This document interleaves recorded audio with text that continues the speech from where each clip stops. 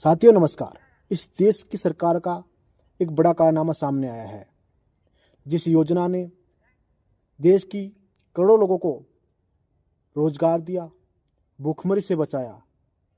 उस मनरेगा का नाम बदलकर सरकार योजना के आधारित ढांचे को खत्म करना चाहती है। सरकार मनरेगा एक कानूनी अधिकार था। महात्मा गांधी, जिन्होंने ग्राम स्वरोजगार का सपना देखा, जिनका नाम उठाना ग्रामीण भारत की आत्मा का अपमान है, उन्होंने नाम नहीं मिटाया बल्कि देश के राष्ट्रपिता के विचारों का अपमान किया है। क्या सरकार को गांधी जी के नाम की इतनी नफरत है? इस नई योजना के तहत फंडिंग का भार राज्यों पर 10% से बढ़ाकर 40% कर दिया गया, जिस गरीब राज्यों के लिए योजना चलाना मुश्किल होगा।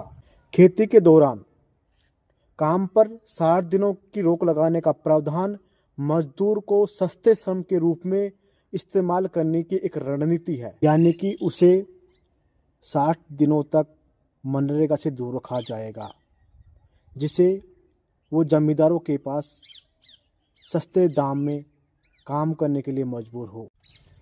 क्या यही विकसित भारत का सपना है, जहां गरीब मजदूरों को का हक मारकर उसे मजबूर बनाया जा रहा है? तो सरकार साल भर से मनरेगा के मजदूरों को मजदूरी नहीं दे पा रही, उल्टा बजट में 25% कटौती की गई। क्या लगता है आपको ये सरकार रोजगार दे पाएगी? सरकार की इस नई योजना का, जिसका नाम बदलकर सरकार अपनी मन मर्जी की स्कीम बनाना चाहती है, इस योजना का मतलब है कि गाँवों में रोजगार को ख़त्म करना।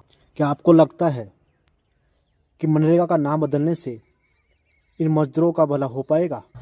हकीकत तो यह है कि सरकार इस योजना का नाम बदलकर अपनी नाकामियों को छुपाना चाहती है। यह लड़ाई एक पार्टी विशेष की नहीं है, यह देश के करोड़ों गरीब मजदूरों की है।